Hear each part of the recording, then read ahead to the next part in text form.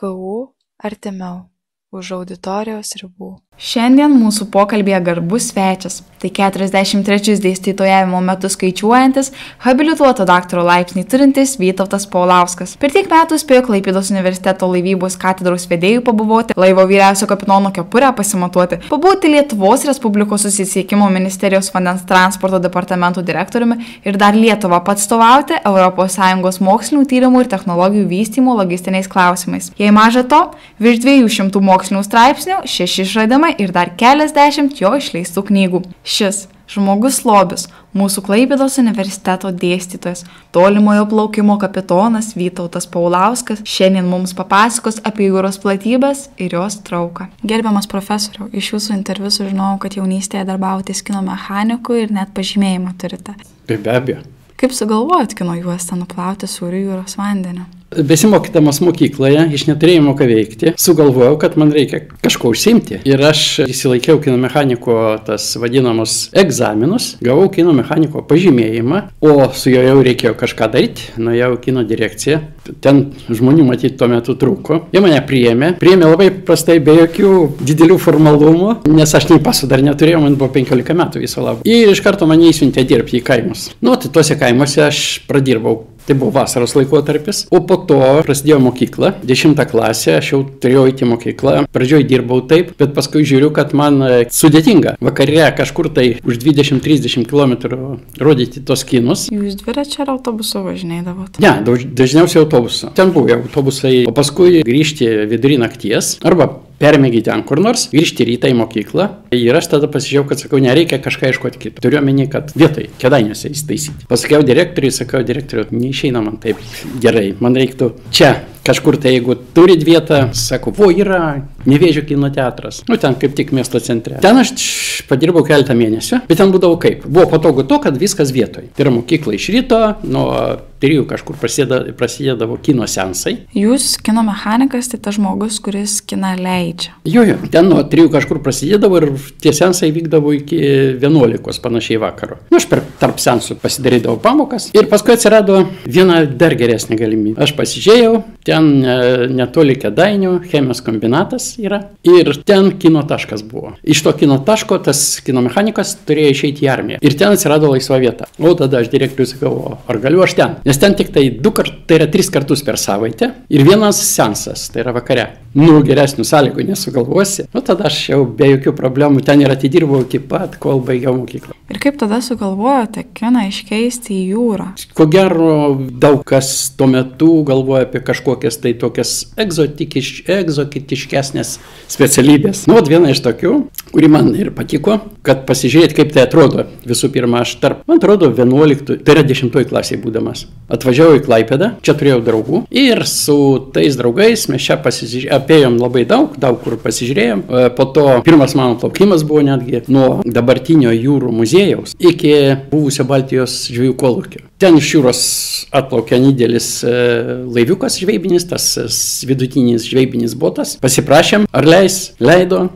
Pirmas įspūdis buvo toks. Na ir koks jausmas tada užplūdo? Tada visai normaliai, man patiko tas dalykas. Sakau, tvarkoju. Paskui baigus mokyklą. Vėl stojimas buvo toks įdomus. Aš atvažiavau į Klaipėdą, atidaviau dokumentus į jūreivystės mokyklą, o iš jūreivystės atidavęs dokumentus nuėjau į buvusį žvejybos uostą. O ten stovėjo plaukianti bazė, aš dabar tiksliai neatsimenu pavadinimo, bet Lenkų statybos ir ją pervarė iš Gdansko, Gdanske buvo statyta, turėjo pervaryti į tolimuosius rytus ir į Klaipėdą jau užėjo tik tai apsirūpinti tiekimui. Ir naujas laivas, didelis laivas, sakau, reikia eiti pažiūrėti, nuėjau tą laivą, užlipau tą laivą, o ten sutikau iš Karaliaučiaus aukštosios inžinerinės jūrų mokyklos kursantus, kurie buvo praktikoje. Ir su jais išnekėjom, apėjom tą laivą visą, apsižiūrėjome, sako, ko tu stoji į tą technikumą. Ir sako, stok į aukštą iš karto. Parvažiavau namo ir tėvam sakau, aš turbūt važiuosiu į Karaliaučių mokytis. Tėvai, ir ranką sako,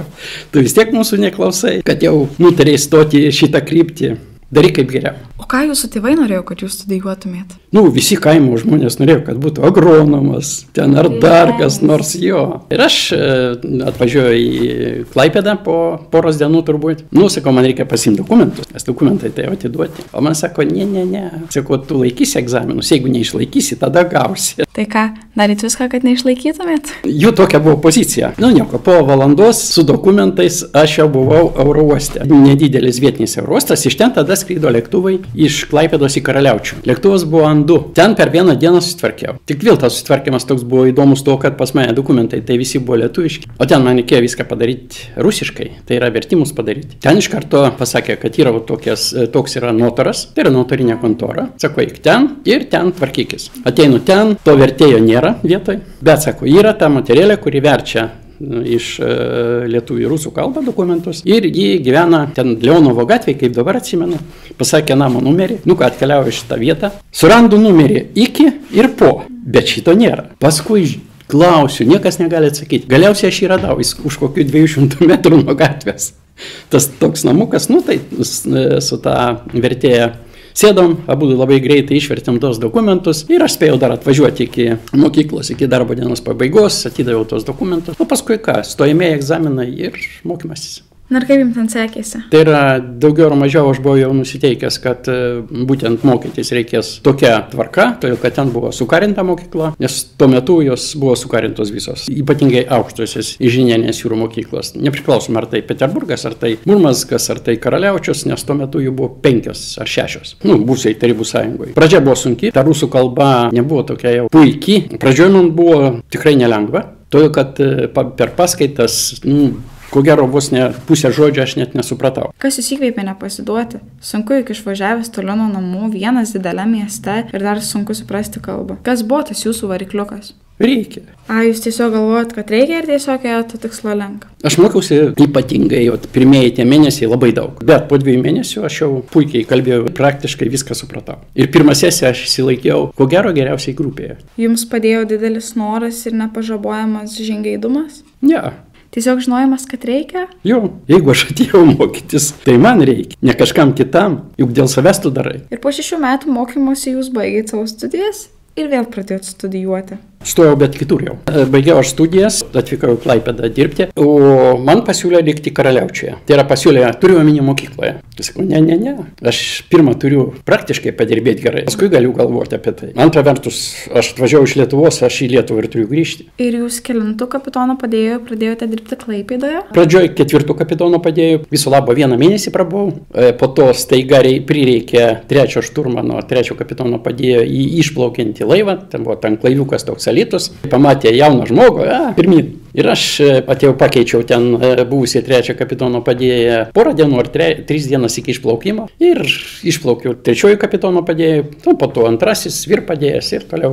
Gali trumpai vardinti, kokios kurio kapitono pareigos? Šiuo metu yra šiek tiek pasikeitę, bet iš principo daugiau ar mažiau liko panašiai dideliuose laivuose. Tai yra 4 kapitono padėjėjo darbas tuo metu buvo, dabar praktiškai 4 kapitono padėjėjo nebeliko. Dokumentų tvarkymas, 3 kapitono padėjėjas atsakingas už navigacinę visą situaciją, tai yra jūrlapiai, navigaciniai prietaisai ir taip toliau. 2 kapitono padėjėjas atsakingas už krovinį, tvarko krovinius, dokumentus krovinius ir priima, išduoda tos krovinius ir panašiai.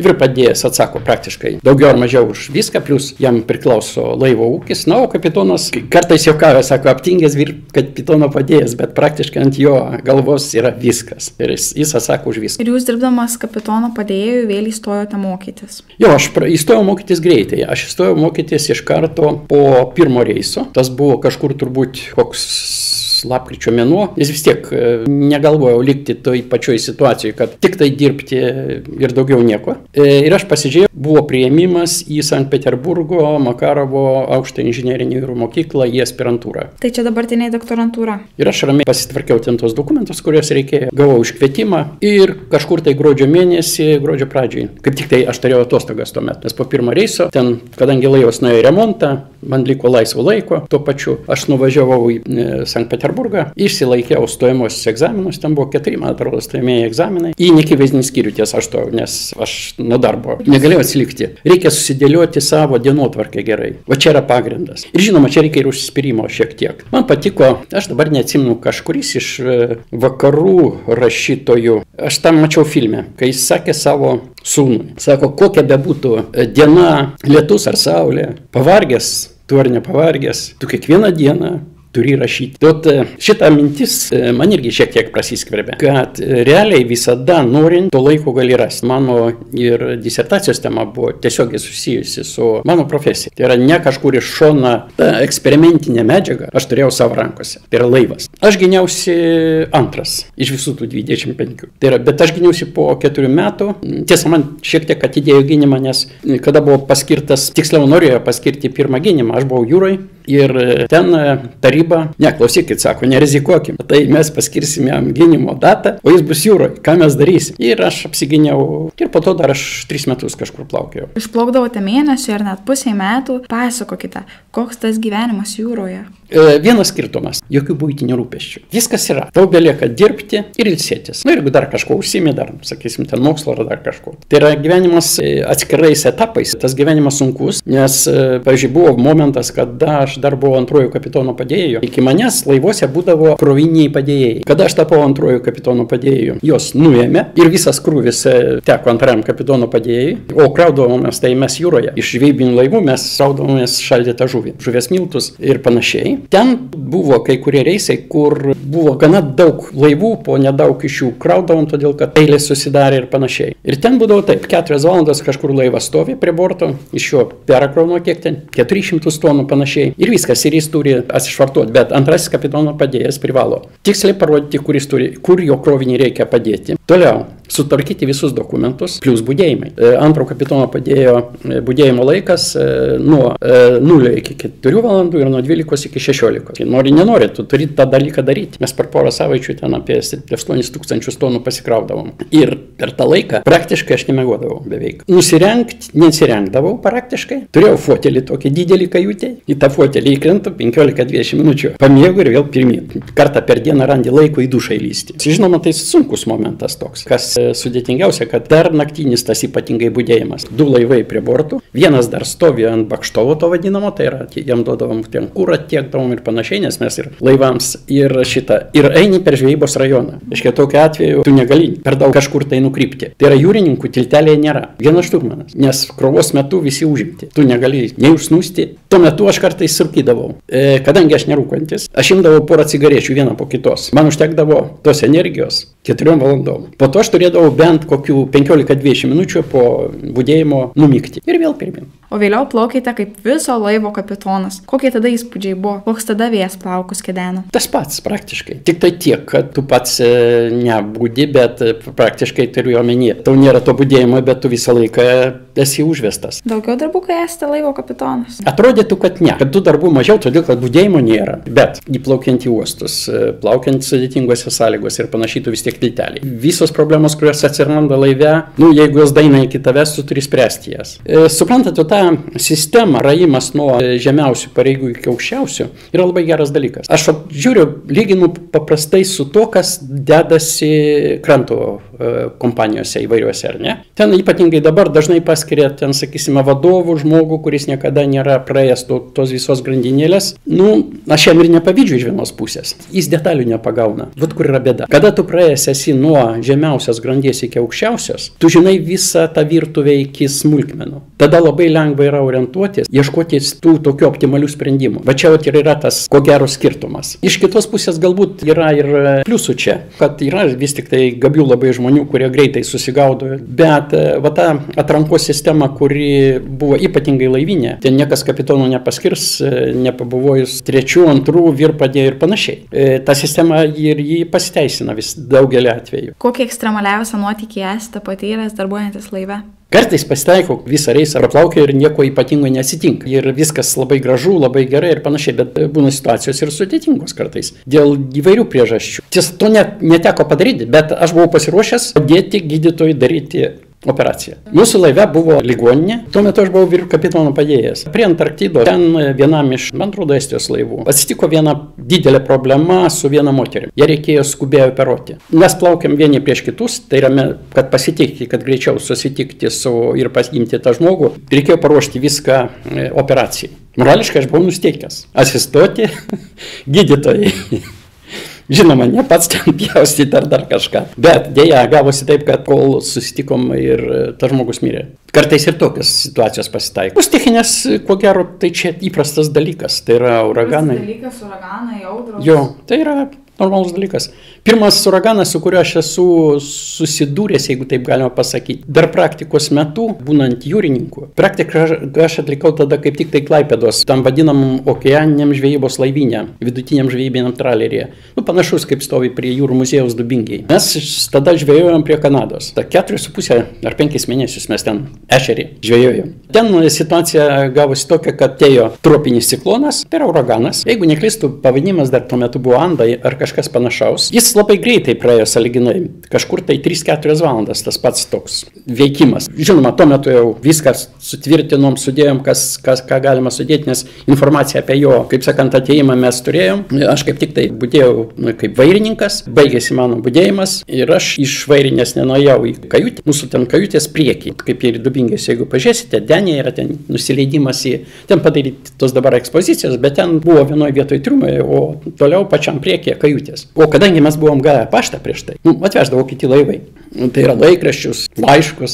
Po budėjimo nuėjau į kajutų kompaniją vadinamą, paskaityti laikraščių, todėl kad, retai kada jie ateidavo, žinoma, su pavėlavimu mėnesio ar daugiau, tai natūralus dalykas. Ir kada aš susirašiau pereiti denių, nes ten denių reikia pereiti iki kajutės, jau pereiti denių buvo neįmanoma. Vėjas pakilo kažkur apie 40-50 metrų per sekundę ir tuomet nuo bangų keterų vėjas nuplėšė dalį to vandens, tos purslus, ir eina kaip akmenys. Tai yra jėga gaunasi labai didelė. Tai aš tada, neišėjau, grįžtu atgal ir prasidėjo visas tas žaidimas. Mes tada likome du jūrininkai, nes aš jūrininkas tuo metu buvau praktikoje. Pirmos klasės dar, tuo metu antra klasė, pirma klasė. Ir mes keitėmės prie vairo, kas daugmaž 5 minutės. Toliau, kad nuo borto ant borto. Ten šturvalas didelius. Ir įsukė į vieną pusę, į kitą pusę. Laivas tokiu atveju dirbo tarp vidutinio ir pilno greičio. Nes kitaip įsilaikyti prieš bangas buvo neįmanoma. Laivas užlipa ant tos bangos, su kita banga jį uždengia. Bet ką aš pastebėjau? Tvarkoj, mes tą,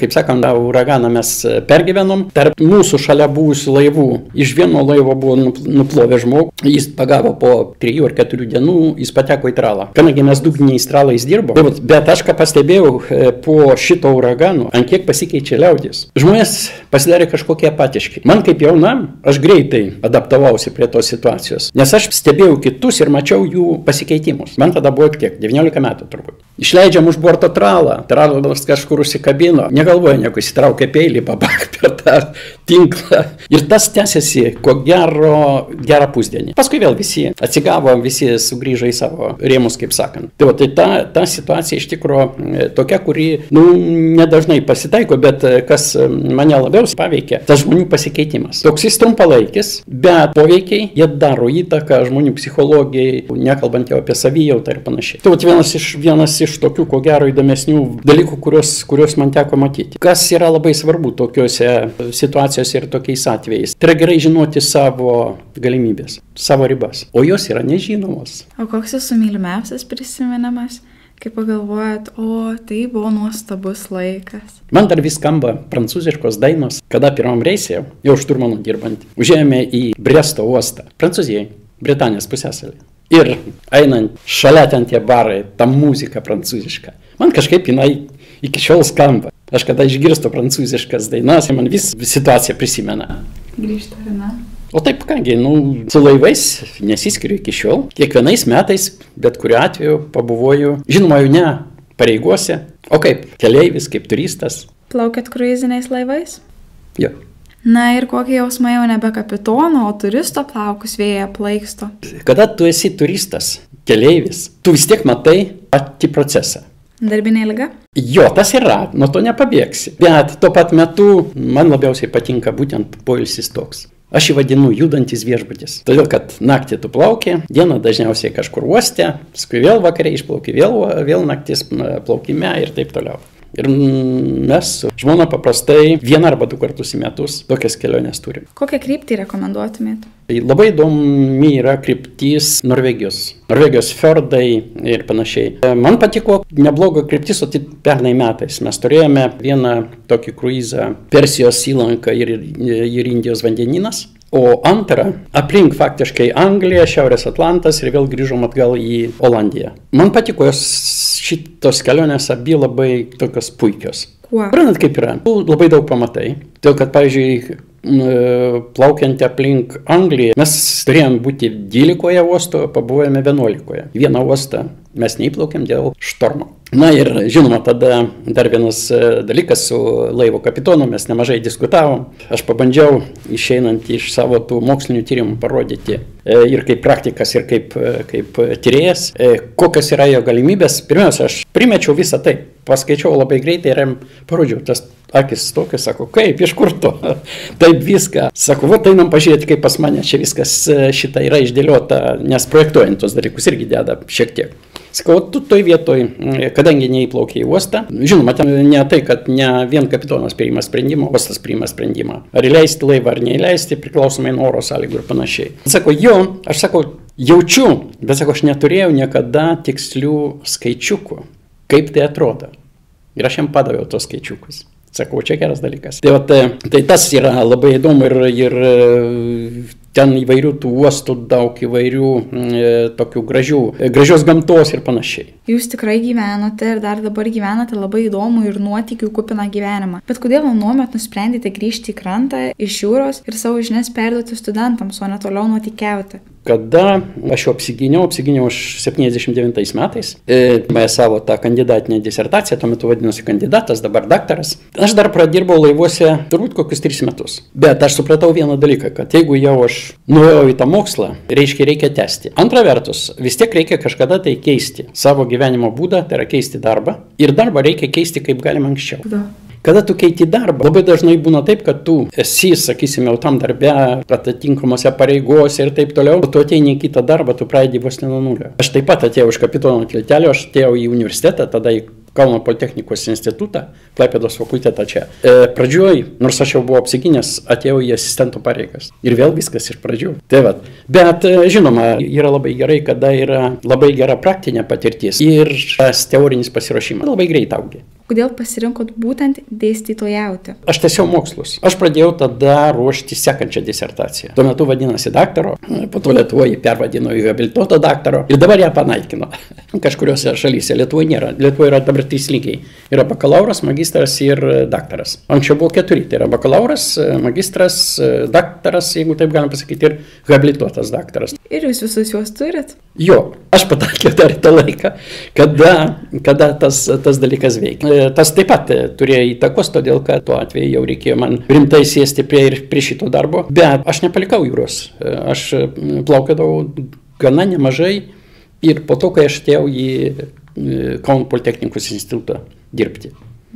Ten būdavo, žinoma, ne taip ilgai, ten būdavo po mėnesį, gal per metus, po porą mėnesių per metus man išeidavo. Bet aš praplaukiau praktiškai visuose buvusios Lietuvos jūrų laivininkystės laivuose. Įvairiai buvo ir pareigose, bet daugelį atveju tai buvo įvairūs projektai, įvairūs tyrimėjai darbai. Kuo jums asmeniškai yra svarbus dėstytojo darbas? Visi mes kažkada tai sukaupiam kažkokios tai patirties, kažkokių tai žinių ir panašiai, mes jos turim perduoti. Nes jeigu mes neperduosim tas žinias, jaunimas susigaudys irgi taip pat, bet jis daug ilgiau eis prie šito. Tai yra progresas nebus toks greitas. Antra vertus, kuo yra geras darbas universitete? Darbas su jaunimu. Širdyje tu lieki visą laiką jaunas. Dirbdamas tarp jaunimo, su jaunimu, tu visai kitaip jautiesi, negu dirbdamas tarp, sakysime, bendramžių ir panašiai. Kas yra geras dėstytojas? Dėstytojas neturi pakilti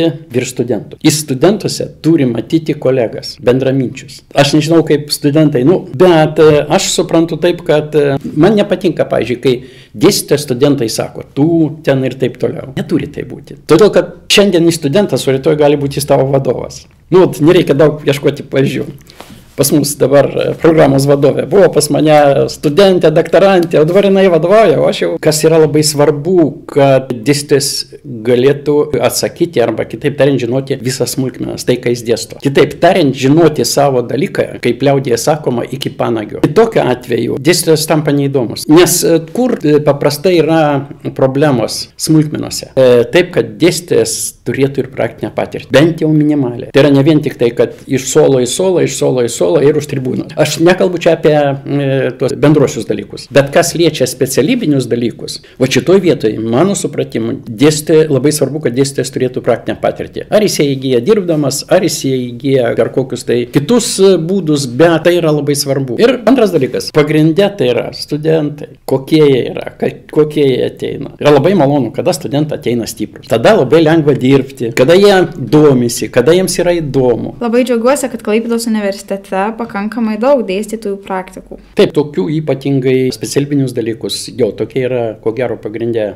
Aš net nežinau, kas iš, sakysim, kad ir mūsų katedroje, kurie būtų nepačiupinėję gerai praktikos. Gyvenimas jau kartojosi kupinas nuotykių, pamokų ir supratimų. Universitete dėstote daugiau kaip 40 metų. Surinkus viską į vieną sakinį, ko palinkėtumėte mums, mūsų klausytojams? Linkėjimas, ko gero, būtų toks. Su jaunimu niekada nepasensi. Tai yra dirbdamas su jaunimu, bendraudamas su jaunimu, tu vis tiek lieki visą laiką širdyje jaunas. Čia yra svarbiausia, ko gero. Štai kaip mes kiekvienas skiriamės. Vieni sako, aš noriu, kiti, man to reikia. Kas pasieks daugiau? Jeigu tu pataikai daugiau ar mažiau į savo vagą, tu vis tiek eisi visada tą vagą iki galo. Ačiū, kad papildėte. Mielas klausytojau, aš tave kviečiu pasiekti Klaipėdos universitetą socialiniuose tinkluose, kad spėtum pamatyti ne tik karščiausias aktualijas, bet ir nepraleistum kitų KU artimiau už auditorijos ribų pokalbių apie mūsų bendruomenės pomėgius ir veiklas. Gal besiklausydamas ir tu atrasi kažką savo.